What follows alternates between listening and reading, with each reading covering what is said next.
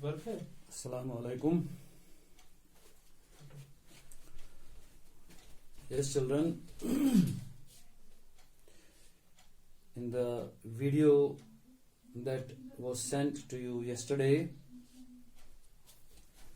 we started the next chapter, quadrilaterals, and the introduction part of that we discussed yesterday. We'll proceed today. Today we begin with types of quadrilaterals.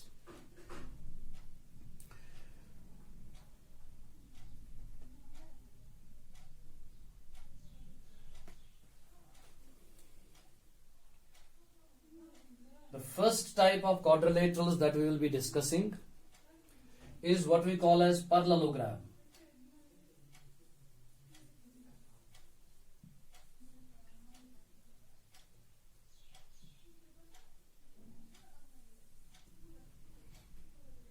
We have yesterday seen about the sides of quadrilateral, opposite sides and consecutive sides. We were told two sides of the quadrilateral are called opposite sides if they do not have any common endpoint, whereas those are called as consecutive sides if they have one common endpoint. Remember, these consecutive sides are also called as adjacent sides. In the definition of different types of parallelogram, this quadrilateral, we will be using these terms: opposite sides, consecutive sides. In case of parallelogram, the quadrilateral is called a parallelogram if its both pairs of opposite sides are parallel. Both pairs of opposite sides. A quadrilateral has two pairs of opposite sides. If both the pairs of opposite sides are parallel, then the quadrilateral is called a parallelogram. So note down the definition. A quadrilateral is a parallelogram if its both pairs of opposite sides are parallel.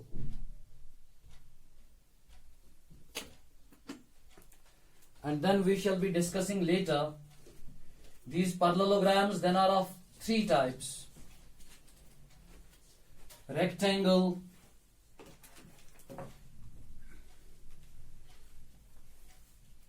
rhombus, and square. We'll be discussing these later. For the time being, you remember, when is quadrilateral called a parallelogram? When its both pairs of opposite sides are parallel, we call the quadrilateral as a parallelogram. Second type that we have in quadrilaterals is trapezium.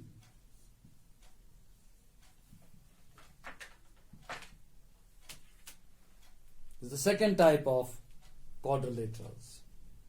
A quadrilateral is called a trapezium if only one pair of opposite sides is parallel. In parallelogram, both pairs of opposite sides are parallel. But in trapezium, only one pair of opposite sides is parallel. You note down the definition. A quadrilateral in which only one pair of opposite sides is parallel is called a trapezium. Therefore, we'll conclude that every parallelogram is a trapezium. Note down in your copies. Every parallelogram is a trapezium, but every trapezium is not a parallelogram. Every trapezium is not a parallelogram. Then another type of quadrilaterals that we will be coming across is the kite.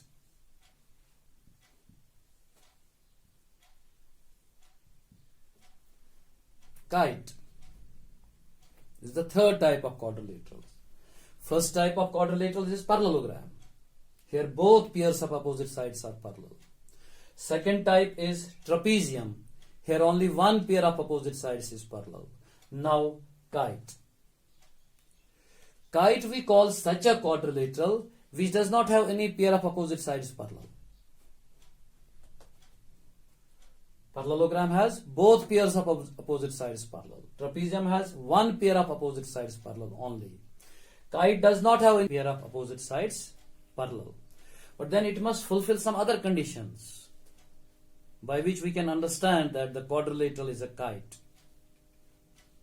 Note down those conditions. It will have two pairs of adjacent sides of equal length. Number one, two pairs of adjacent sides are of equal length. And number two, one pair of opposite angles is of equal measure. One pair of opposite angles is of equal measure. Now these are the conditions for a quadrilateral to be a kite. We do not have any pair of opposite sides parallel here. Then its two pairs of adjacent sides must be of equal length and one pair of opposite angles of equal measure. Then we call that quadrilateral a kite. I shall show you diagrams of these here. In case of parallelogram, this will be the diagram. You can draw. This diagram is of a parallelogram. Both pairs of opposite sides here are parallel. If we call this as A, B, C, D, it is a quadrilateral. And this quadrilateral is a parallelogram.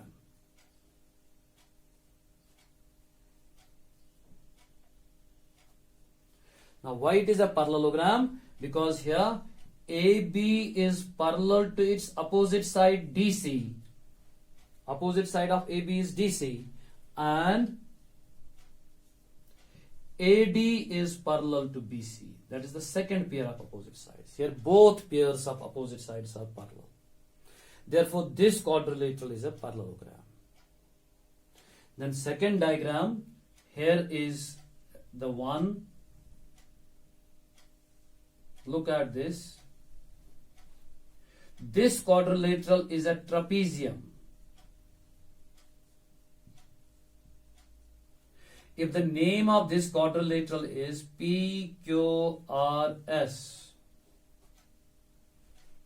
it is a trapezium because here only one pair of opposite sides is parallel. You can see the diagram has only PQ parallel to SR. One pair of opposite sides is parallel. The second pair of opposite sides is not parallel. You can see the distances between these two, PS and QR, is not same everywhere. Those are approaching each other. Distance goes on decreasing as we move upwards. They are not therefore parallel. Only one pair of opposite sides is parallel. Such a quadrilateral is called as a trapezium. Whereas the diagram of a kite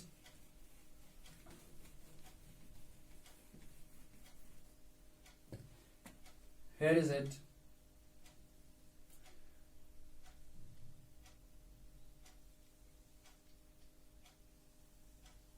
This is the diagram of a kite. Now in the kite, no pair of opposite sides is parallel.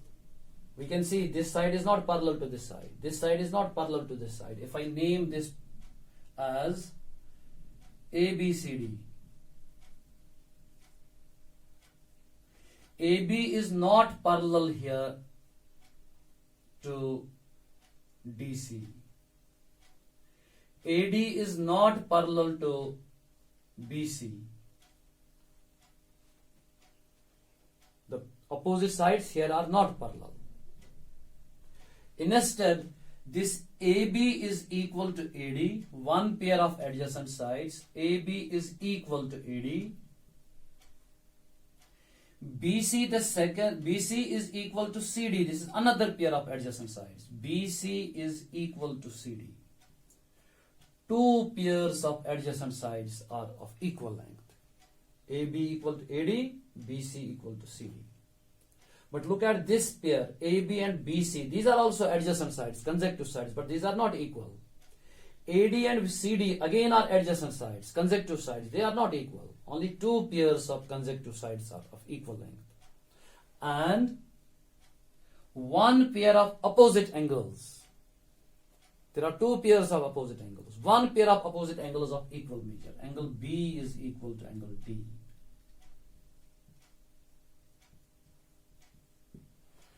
The second pair of opposite angles is angle A and angle C. These are not equal. You can see in the figure, angle A is larger than angle C. They are not equal, but these two angles are equal. When a quadrilateral fulfills these conditions, neither pair of opposite sides is parallel, two pairs of adjacent sides are of equal length, and one pair of opposite angles is equal, then we call that quadrilateral a kite.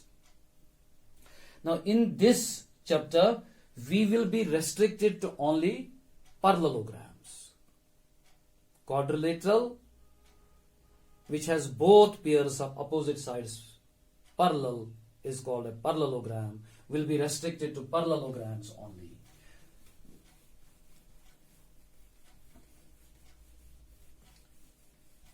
Trapezium and kite, though the types of quadrilateral will not be touching in this class, in this chapter. Now, you were told earlier that parallelograms are again then classified. We are restricted to parallelograms only. Now the classification of parallelograms. These are also of three types. We have rectangle, we have rhombus, and a square. All these are parallelograms. Now being different types of parallelograms, these therefore must fulfill some conditions, under which we can call them rectangle, rhombus, square. Let us first analyze when a parallelogram can be called a rectangle. A rectangle is such a parallelogram which will have one angle equal to 90 degrees. Measurement of one angle is 90. It is first a parallelogram, which will mean its both pairs of opposite sides will be parallel to each other. Now, in addition to that, if it has one angle equal to 90 degree also, then that parallelogram will be a rectangle. It will be now a parallelogram and also a rectangle. Therefore, we can say every rectangle is a parallelogram, but every parallelogram will not be rectangle, because some parallelograms can be rhombus or square. Therefore, every parallelogram is not a rectangle. Every rectangle is a parallelogram. Which parallelogram we can call a rectangle? Which has one angle equal to 90 degrees. Remember the definition. One angle is equal to 90 degrees. Then next we have rhombus. Rhombus is also a parallelogram. It is a type of parallelogram. So therefore here again we will have both pairs of opposite sides parallel to each other, because it is a parallelogram. Now, the extra condition that will be fulfilled here, that will make this parallelogram a rhombus, that will be included in the definition of this, and that is what is important. That is one pair of adjacent sides. One pair of adjacent sides. Adjacent sides we mean consecutive sides of equal length. One pair of adjacent sides of equal length. If we have a parallelogram with one pair of adjacent sides of equal length, then that will be called as rhombus. We need not see all the sides. Just one pair of adjacent sides you have to see. If one pair of adjacent sides is of equal length, then that parallelogram will be called a rhombus. Whereas, in case of square, the parallelogram has to fulfill both these conditions. Condition of rectangle as well as condition of rhombus. There are therefore two conditions which the parallelogram will have to fulfill to become a square. The first one will be Like rectangle, its one angle must be equal to 90 degrees. Measurement of one angle 90. But this is not the only condition. If we have a parallelogram with one angle 90 degrees only, then we will call that a rectangle, not a square. That will be called a rectangle. Now it has another condition also. That is the condition of rhombus. One pair of adjacent sides of equal length. So the second condition here is also one pair of adjacent sides of equal length. When a parallelogram fulfills both these conditions, then we call that a square. Therefore, remember, every square is a rhombus, but every rhombus is not a square. Likewise, every square is a rectangle, but every rectangle is not a square. Some rectangles may not fulfill that second condition. Therefore, those will not be squares. Likewise, every rhombus is not a square, because here also it may not fulfill the first condition, one angle equal to 90. Such a rhombus we cannot call square. Every square therefore is rhombus, but every rhombus is not a square. These are the types of parallelogram, and this is the type of quadrilateral that we shall be continuously dealing with in this chapter. Having discussed the different types of quadrilaterals, parallelograms, now we shall begin theorem number 1. We have first theorem of this chapter.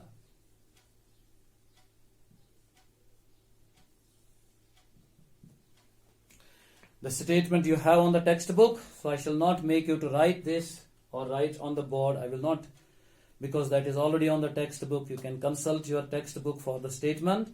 The statement of the theorem is: a diagonal of a parallelogram divides it into two congruent triangles.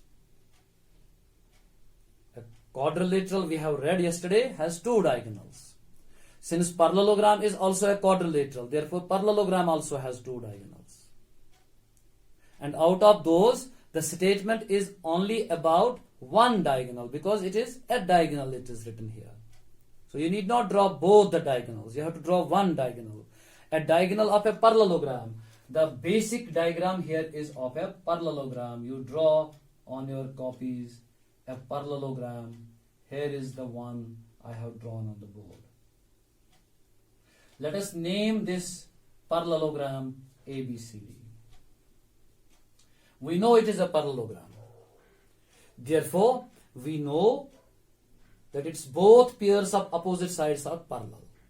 We know it, because we know it is a parallelogram. Definition of parallelogram is its both pairs of opposite sides are parallel. So whenever you will be given a parallelogram, that means you know its both pairs of opposite sides are parallel. We will draw one of its diagonals. It is given to us, a diagonal. So I have drawn AC diagonal. Instead of AC, we could have chosen BD diagonal. That also could be drawn. Now I have chosen AC. This is the given part of this statement. You quickly write the given on your copies. A parallelogram ABCD in which AC is a diagonal. AC is a diagonal. And then what do we have to prove in this? We write to prove. We have to prove the two triangles which are formed here by this diagonal.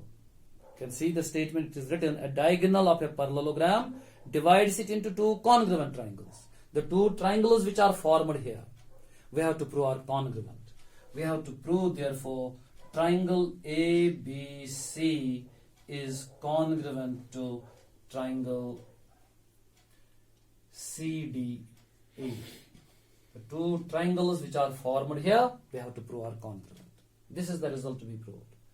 Now, the proof of this. The proof of this theorem is simple. You have already read congruency of triangles. Previous chapter we were discussing was congruency. And we discussed there rules of congruency. 4 rules we discussed there. The first one was theorem, first one was axiom, the remaining three were theorems. We proved those. We have SAS congruency rule, ASA congruency rule, SSS congruency rule, and RHS congruency rule. These four congruency rules you have. Now out of those, you have to use one to prove these congruent. Now, the only information known to you is that opposite sides are parallel. This is a pair of parallel sides. Likewise, this is a pair of parallel sides. If we consider this pair, the names are AB and DC. These are parallel. And here we have AD parallel to BC. Both these pairs you have to use one by one. Now for the time being, let us concentrate on the first pair. These two parallel lines in the diagram, actual diagram, are intersected by three lines which are transversals. One of the transversals is AD line. You see, you have the AD line in the figure. If you join A to D, that will be transversal. Another transversal is BC. We have in the diagram BC line drawn. If I join B to C here, that will act as transversal. Another one is AC. AC, the diagonal. That also is a transversal. And we need here this third transversal AC. This will be the resulting figure. And when the lines are parallel, a transversal intersects them, you can see here two angles are formed, and the relation between these, you know, these are alternate interior angles. We have read in the lines and angles chapter, when lines are parallel, alternate interior angles are equal. So these two angles are equal. In the actual figure, these are the ones. These are equal to each other. I have marked by one arc both of these. That was with respect to this diagram. Now if I choose these two parallel lines, here also I have three transversals. And in this case also I shall choose the transversal AC. Again two angles are formed. Again those are alternate interior angles, and by using the property we have these angles also equal. I will show in the diagram also, this angle is equal to this angle, alternate interior angles. Thus so far I have two elements of this triangle equal to two elements of this triangle. Two angles of this triangle equal to two angles of this triangle. But for congruency we need to have three elements. The third element you can easily find in this, the common side AC. AC is the side of this triangle as well as this triangle. It is the common side. Two angles and the included side therefore of one triangle are equal to corresponding angles and the included side of another triangle. And the congruency rule therefore is ASA congruency rule. So let us write this. In triangle ABC and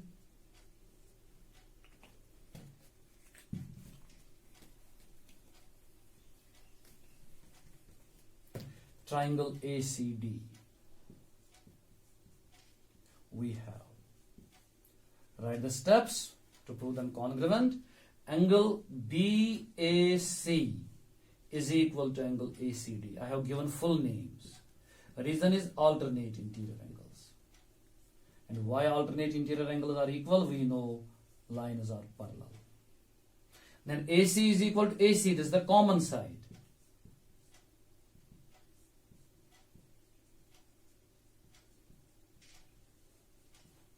Then another pair of angles, angle BCA is equal to angle DAC. This is also pair of alternate interior angles.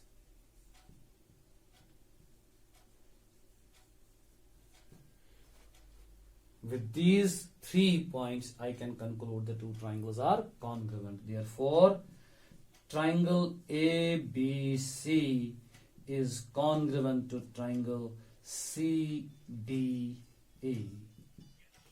ASA congruency rule. Well, I did not use the name ACD here. I used CDA because in case of second triangle, you have to choose corresponding vertices in corresponding places. I have already explained. ABC is therefore congruent to CDA. This completes the proof of first theorem. Then second theorem of this chapter, we shall do that also today. With that we'll conclude the day. So begin theorem number 2, the statement you have on the textbook. Look at the statement. In a parallelogram, opposite sides are equal. You are given a parallelogram again like previous theorem, and we have to prove opposite sides are equal. Previously we had to prove diagonal divides parallelogram into two congruent triangles. Now we have to prove opposite sides are equal.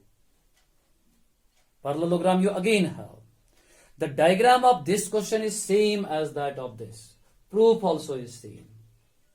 So therefore draw the same diagram. This time here it will be now theorem 2. Statement you have on the textbook. Diagram is same.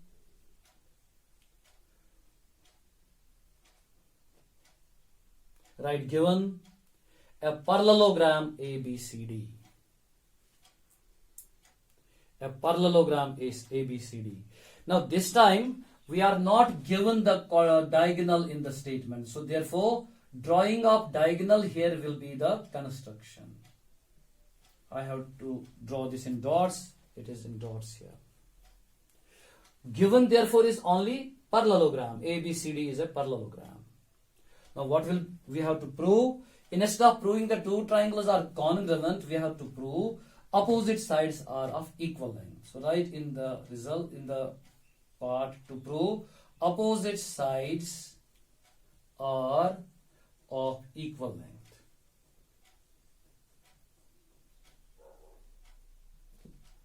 This is the modification here. To prove here is opposite sides are of equal length. Then to prove this, some construction is done. You write construction here. Join A to C.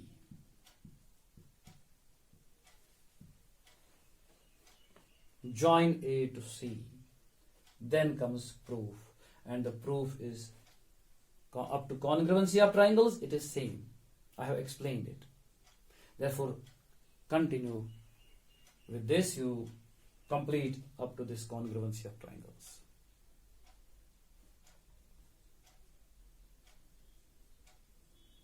Therefore, once we prove these two triangles are congruent, the result of this theorem will be obtained by using CPCT. Opposite sides, their corresponding sides will be equal. Side AB will be therefore equal to CD by CPCT. And second pair BC will be equal to AD. This is also CPCT. So therefore the proof is same up to this congruency of triangles. We have only additional steps. CPCT we have used. With that, theorem 2 comes to end. We will conclude here today.